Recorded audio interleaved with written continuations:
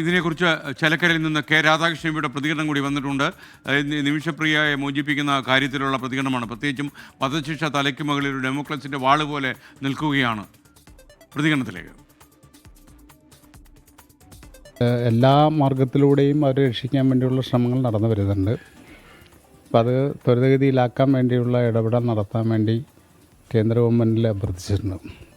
നമ്മുടെ ബഹുമാനായ പ്രധാനമന്ത്രിയോടും അതുപോലെ തന്നെ എക്സ്റ്റേണൽ അഫയേഴ്സ് മിനിസ്റ്ററോടും ഈ കാര്യത്തിൽ ഇടപെടണമെന്ന് നമ്മൾ ആവശ്യപ്പെട്ടിട്ടുണ്ട്. തീർച്ചയായിട്ടും കേന്ദ്ര ഗവൺമെൻറ് ആ കാര്യത്തിൽ ശ്രദ്ധയോടുകൂടി തന്നെ ഇടപെടുമെന്നാണ് കരുതുന്നത്. നമ്മളെല്ലാം ആഗ്രഹിക്കുന്നത് നിമിഷപ്രിയയെ വധശിക്ഷയിൽ നിന്നും രക്ഷിക്കണമെന്നാണ്. കെ രാധാകൃഷ്ണൻ MP പ്രതികരിച്ചത്. എന്തായാലും നമ്മുടെ കനിവ് കാത്ത് യമനിലെ ജയിലിൽ, സനയിലെ ജയിലിൽ കഴിയുകയാണ് നിമിഷപ്രിയ. ഇപ്പോൾ KR സുഭാഷ് ചന്ദ്രൻ, യഥാർത്ഥത്തിൽ സുപ്രീം കോടതിയിൽ കേസ് ഫയൽ ചെയ്ത അഡ്വക്കേറ്റ് KR സുഭാഷ് ചന്ദ്രൻ ടെലിഫോൺ ലൈനിൽ ചേർന്നു. ഗുഡ് മോർണിംഗ് ശ്രീ സുഭാഷ് ചന്ദ്രൻ. ശരിക്കും ഇനി 5 ദിവസങ്ങൾ മാത്രമേ ഉള്ളൂ, വളരെ കുറച്ച് ദിവസങ്ങളേ ഉള്ളൂ. എന്താണ് നമുക്ക് ചെയ്യാൻ കഴിയുക? Good morning SKN. അതുകൊണ്ട് തന്നെയാണ് നമ്മൾ അടിയന്തരമായി ഇന്നലെ രാത്രി തന്നെ പെറ്റീഷൻ തയ്യാറാക്കി ഇന്ന് രാവിലെ ഫയൽ ചെയ്തു. ഇന്നിപ്പോ 10:30 കോടതിയുടെ വെക്കേഷൻ ബെഞ്ച്, സുപ്രീം കോടതിയുടെ അവധിക്കാല ബെഞ്ച് ഇരിക്കുന്ന സമയത്ത് ആ ബെഞ്ചിന് മുമ്പാകെ മെൻഷൻ ചെയ്യാൻ വേണ്ടിയാണ് ഞങ്ങൾ തീരുമാനിച്ചിരിക്കുന്നത്. ഈ 5 ദിവസത്തിനകത്ത് കേന്ദ്ര സർക്കാരിന്റെ നയതന്ത്ര തലത്തിലുള്ള ഇടപെടൽ അത് ആവശ്യപ്പെട്ടുകൊണ്ടാണ് ഈ പെറ്റീഷൻ ഫയൽ ചെയ്തിരിക്കുന്നത്. ഇതിനകത്തുള്ള പൂർണ്ണമായും ആ കുടുംബം തയ്യാറാകുന്ന മുറയ്ക്ക് അവർക്ക് ആവശ്യമായ സഹായധനം നൽകാൻ നിമിഷപ്രിയ ആക്ഷൻ കൗൺസിൽ തയ്യാറാണെന്നും അതിനാവശ്യമായ സാഹചര്യം ഒരുക്കി തരാൻ ഡിപ്ലോമാറ്റിക് തലത്തിലുള്ള ഇന്റർവെൻഷൻ ആവശ്യമാണ്. അതിന് സുപ്രീം കോടതിയുടെ നിർദ്ദേശം വേണം. കാരണം നിലവിൽ ഇതുമായി ബന്ധപ്പെട്ടുകൊണ്ട് ചർച്ചകൾ നടന്നിട്ടില്ല എന്നുള്ള വിവരങ്ങളാണ് പുറത്തു വരുന്നത്. ഈ കുടുംബവുമായി ബന്ധപ്പെട്ട് ഡയറക്റ്റ് ആയിട്ടുള്ള ചർച്ചകൾ നടന്നിട്ടില്ല. അപ്പൊ ആ സാധ്യത കൂടി അടയുന്നതിന് മുമ്പായി സുഭാഷ് ചന്ദ്രൻ, ഈ മറ്റൊരു റിപ്പോർട്ട് കൂടി വരുന്നുണ്ടല്ലോ സനയിൽ നിന്ന്. അതായത് ഈ കൊല്ലപ്പെട്ട ആളിൻ്റെ വീട്ടുകാർ ഈ ദിയാധനം വാങ്ങാൻ തയ്യാറായിട്ടില്ല, അവർക്ക് അതിനോട് താല്പര്യമില്ല എന്ന രീതിയിലുള്ള വാർത്തകൾ വരുന്നുണ്ടല്ലോ. തീർച്ചയായും SKN, അത് ഔദ്യോഗികമായ ഒരു ചർച്ചയ്ക്ക് ആണ് അവർ അത് അറിയിക്കേണ്ടത്. ഇത്തരത്തിലൊരു ചർച്ച നടന്നിട്ടില്ല. ആ ചർച്ച നടന്ന് അവർ ഔദ്യോഗികമായി നിഷേധിക്കുകയാണെങ്കിൽ ആ ദിയാധനം എന്ന് പറയുന്ന സാധ്യത അതോടുകൂടി അടയുകയാണ്.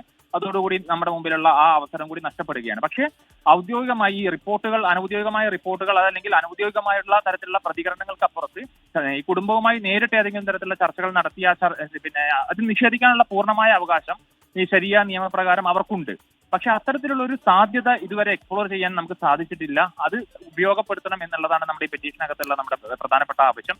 അതിനുവേണ്ടി നയതന്ത്ര തലത്തിൽ കേന്ദ്ര സർക്കാർ ഇടപെട്ടുകൊണ്ട് അവസരം ഒരുക്കണം എന്നുള്ളതാണ് ഞങ്ങൾ ആവശ്യപ്പെടുന്നത്. ഈ കൊല്ലപ്പെട്ട യമൻ പൗരന്റെ വീട്ടുകാരുമായി സംസാരിക്കാൻ ആരെയാണ് നമുക്ക് ഇടപെടുത്താൻ കഴിയുക?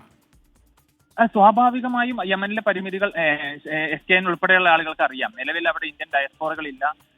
അത്തരത്തിലുള്ള മറ്റ് സാധ്യതകൾ വളരെ കുറവാണ്. നമ്മൾ നേരത്തെ SKN ഉൾപ്പെടെയുള്ള ആളുകൾ MA യൂസഫ് അലി ഉൾപ്പെടെയുള്ള ആളുകളോട് ഇക്കാര്യത്തിനകത്ത് റിക്വസ്റ്റ് ചെയ്തിരുന്നു. അവരുൾപ്പെടെ ഇതിനകത്ത് ഇടപെടാൻ വേണ്ടിയുള്ള സാധ്യതകൾ, അതിനുള്ള ശ്രമങ്ങൾ നടത്തിയിരുന്നു.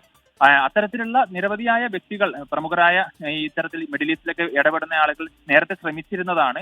പക്ഷെ അതൊന്നും ഫലം കാണാതെ പോകുന്ന ഒരു സാഹചര്യമാണ് ഉണ്ടായത്. അതുകൊണ്ട് തന്നെയാണ് ഇനി നയതന്ത്ര തലത്തിൽ ഇറാൻ പോലെയുള്ള, ഒമാൻ പോലെയുള്ള ഈ ഹൂത്തികളുമായി അടുത്ത് നിൽക്കുന്ന ഭരണകൂടങ്ങളെ ഉപയോഗപ്പെടുത്തിക്കൊണ്ട്, ഇന്ത്യയും ഇറാനും തമ്മിൽ നല്ല ബന്ധമാണ്, ഇന്ത്യയും ഒമാനും തമ്മിൽ നല്ല ബന്ധമാണ്, ആ സാധ്യതകൾ ഉപയോഗപ്പെടുത്തിക്കൊണ്ട് നയതന്ത്ര തലത്തിൽ ഒരു ഇടപെടൽ നടത്തിക്കൊണ്ട് ആ കുടുംബത്തെ ചർച്ചകൾക്ക് കൊണ്ടുവരണം. ആ കുടുംബം നിഷേധിക്കുകയാണെങ്കിൽ നമുക്ക് മറ്റൊന്നും ചെയ്യാനില്ല.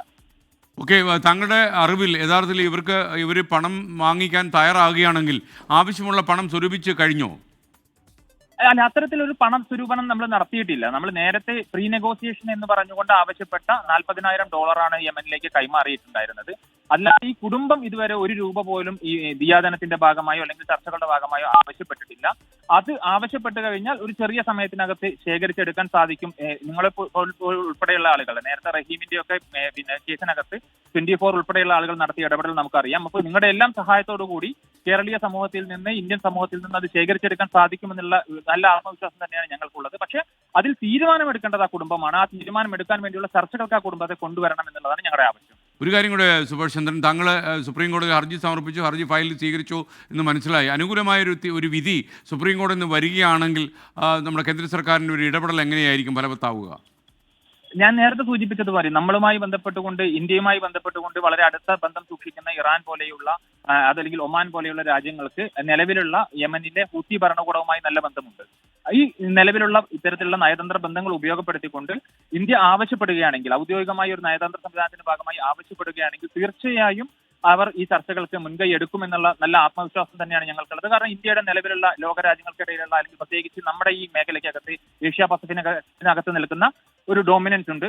നമ്മുടെ ഒരു പ്രാധാന്യം കണക്കിലെടുത്തുകൊണ്ട് സ്വാഭാവികമായും ഇന്ത്യ ഔദ്യോഗികമായി ആവശ്യപ്പെടുകയാണെങ്കിൽ ഒരു ചർച്ചകൾക്കുള്ള സാധ്യതകൾ തുറക്കും. പക്ഷെ അതിൽ അന്തിമമായ തീരുമാനമെടുക്കേണ്ടത് വിക്ടിമിന്റെ കുടുംബമാണ്. എന്നാൽ ചർച്ചകൾക്കുള്ള സാധ്യതകൾ തുറക്കുമെന്ന് തന്നെയാണ് ഞങ്ങൾ വിശ്വസിക്കുന്നത്.